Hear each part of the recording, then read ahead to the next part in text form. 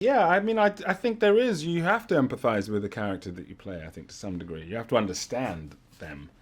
You have to understand what is going on. And I think for me, I think with Scar, there's always that thing about power and status that is in all of us, a need for that, a wanting for that, a longing for it.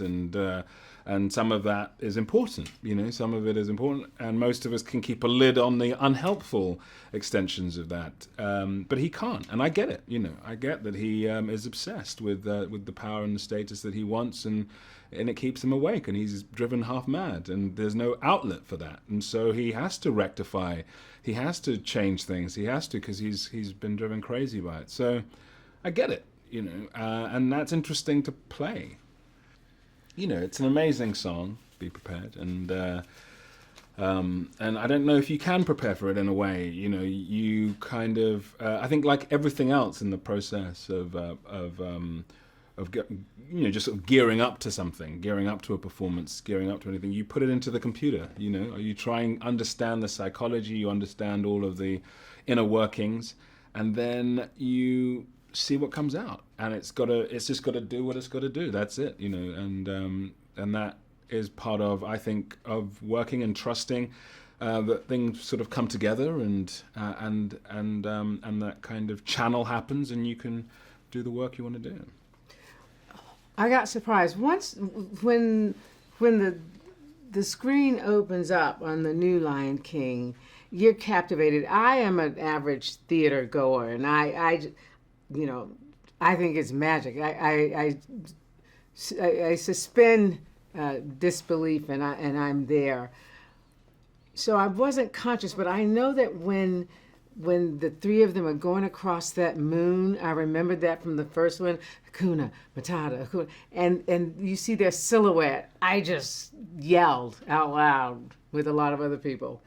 I mean, I think from the moment, just the very beginning, and with the way that this is, the visuals of this, I think that as soon as you see Simba turn around and it's so real as an infant, and it's just so, it's just so alive, and you just feel all of the power and the realism and the sense of it is remarkable. I know Jon speaks about having one image in there that's like a real landscape or something, a photographic landscape. But I couldn't for the life of me tell you which one it is, because everything felt like it was right there, on the savannah. So before I started, because they announced us, and then there was a long time before the world was excited that you were cast. Everybody was so happy.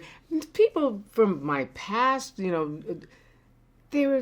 never have mentioned anything I've ever done. It was like, oh my God, you're going to be in The Lion King. It was like, whoa. Jon sent me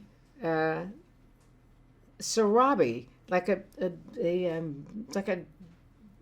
little figurine of Sarabi herself, what she was going to look like, and it was on this slate, like on Pride Rock. So he sent it to me in the mail, and when I got it, I just thought, there she is. I have to honor her. I gotta do her justice.